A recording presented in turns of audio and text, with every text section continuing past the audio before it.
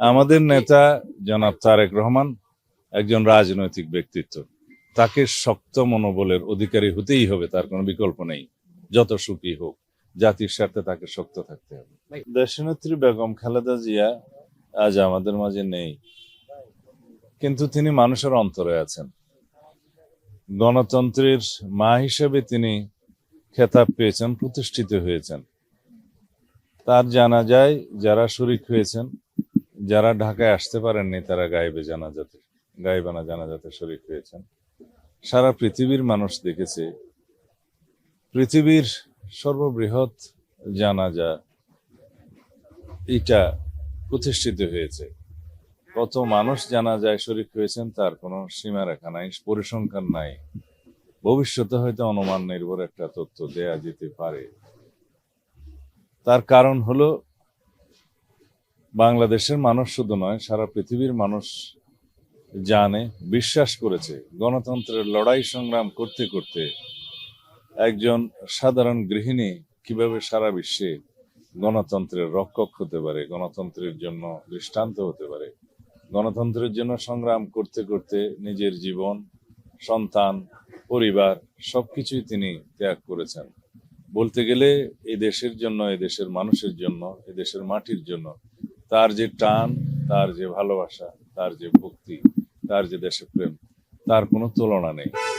তিনি সবকিছুই হারিয়েছেন, কিন্তু অর্জন করেছেন যেই উচ্চতা, সেই উচ্চতায় পৃথিবীর বুকে খুব একটা বেশি মানুষের নাম লেখা নাই। আমরা তার সেই ত্যাগকে, তার সেই অবদানকে, তার সেই দেশপ্রেমকে পাথেয় করেই আমরা সামনের দিনে একটি শক্তিশালী গণতান্ত্রিক বৈষম্যহীন বাংলাদেশ বিনির্মাণের চেষ্টা করতে হবে। এটাই জাতির দাবি। আমরা তার জীবনের বিনিময়ে সেই শিক্ষাটা আমরা পেয়েছি। আমরা সেভাবেই দেখি, তিনি বিএনপির নেত্রী নন, তিনি বাংলাদেশের নেত্রী নন, তিনি সারা বিশ্বের গণতান্ত্রিক কামী মানুষের নেত্রী হিসেবে নিজেকে প্রতিষ্ঠিত করেছেন। তিনি সব দল মতের ঊর্ধ্বে নিজেকে তুলতে পেরেছেন এবং এদেশের মানুষ, এদেশের সকলেই তাকে সেই মর্যাদায় আসীন করেছেন। এটাই আমাদের জাতীয় জীবনে প্রাপ্তি। অন্যদিকে আমরা তাকে হারালাম, সেই বেদনা, সেই শূন্যতা কখনোই পূরণ হবে না। সেই বিষয়ে আমি সত্যি খুব বেশি শঙ্কিত।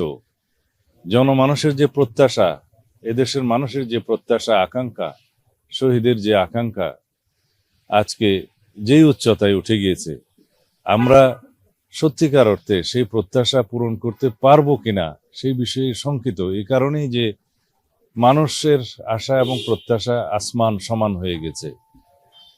সেই প্রত্যাশার কতটুকু বাস্তবিক ভিত্তিতে আমরা বাস্তবায়ন করতে পারবো সবাইকে ঐক্যবদ্ধ রেখে, সেই বিষয়টা নিয়ে আমি সত্যিই শঙ্কিত। তবুও আমাদের চেষ্টা অব্যাহত রাখতে হবে। আমরা আমাদের সীমিত সাধ্য, অর্থনৈতিক সাধ্যের মধ্যে আমরা সবাইকে ঐক্যবদ্ধ করে এই জাতিকে এগিয়ে নিয়ে যেতে হবে। এটাই আমাদের দায়িত্ব। কতটুকু পূরণ করতে পারা যাবে যাবে না সেটা ভবিষ্যৎ দেখবে। আমরা সত্যিকার অর্থে দেশনেত্রী বেগম খালেদা জিয়ার সুখকে শক্তিতে পরিণত করতে চাই, কিন্তু এটা দলীয় ভিত্তিতে নির্বাচনের কাজে আমরা ব্যবহার করার মতো এত সংকীর্ণ আমরা নই। আমরা তার সুখকে, শক্তিকে জাতি বিনির্মাণের জন্য ব্যবহার করতে চাই, নির্বাচনের জন্য নয়।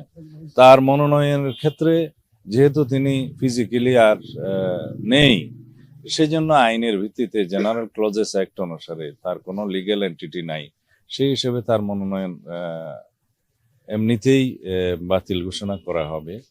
যেহেতু আমাদের বিকল্প প্রার্থী সেখানে দেয়া আছে, তাদেরটা বাছাইতে যদি টিকে তাহলে তারাই প্রার্থী হবে। এটাই আইন। নির্বাচন পিছনে কোনো আইনি সুযোগ নেই। বাছাইয়ের পরে এবং প্রতীক বরাদ্দের পরে যদি সেটা হতো, সেই ক্ষেত্রে আইনগত জটিলতার কারণে স্থগিত হতো। এখন সেই পরিস্থিতি নাই, যেহেতু বাছাইয়ের আগেই তিনি নেই। তার আইনগত, যেটা বলা হয় লিগ্যাল এন্টিটি হিসেবে যেহেতু তিনি এক্সিস্ট করেন না, সেই জন্য তার মনোনয়ন পত্রটা বাছাইতেই টিকবে না। সেই ক্ষেত্রে বিকল্প যে প্রার্থী দেয়া হয়েছে তাদেরটা যদি বাছাইতে টিকে, তারাই প্রার্থী।